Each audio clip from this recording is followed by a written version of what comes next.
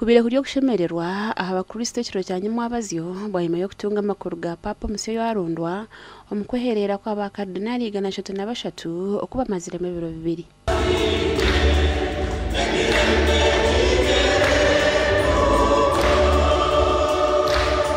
Ahabwa enshonga egi dayosisi enkuru ya Kampala yatebekanisa okushaba okwa hamwe okwayetabemu abantu batari bamwe na bamwe.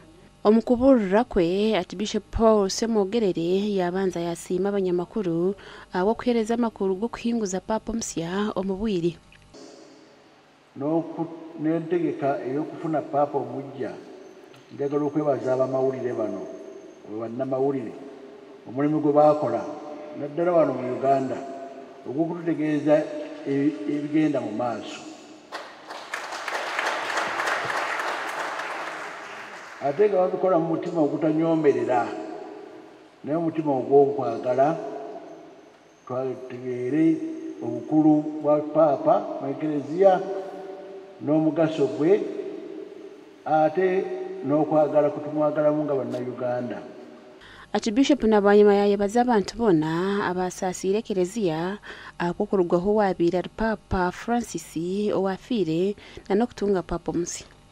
Ate nga budde bwakyamisana bumpadde amaanyi nti mwagala kitaffe Papa,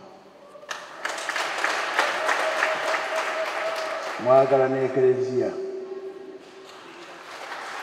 Ate nkakasa si wano wokka wetwebaza buli diocese, buli mukatoliki gyali, buli bishop tuli mu budde bwa kwebaza Katonda olw'ekirabo kya Papa. Era misa si yeesoose era si yeesembye, bijja kwongera maaso okwebaza Katonda. Neebaza mmwe mwenna abaatusaasira nga Papa afudde, Papa Francis. Abatuweereza obubaka baali bangi. Semogorere yayongera yashaba abantu bonna okukiikiriza enshonga ey'okukuuma obusinge mu nsi yonna ng'oku Papa Musya leewo okwakigambire.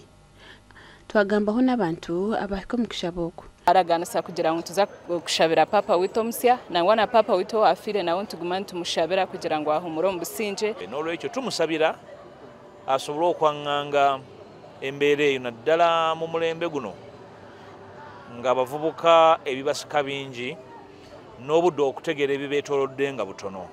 Gasha kwa Jimmy Muhumuza.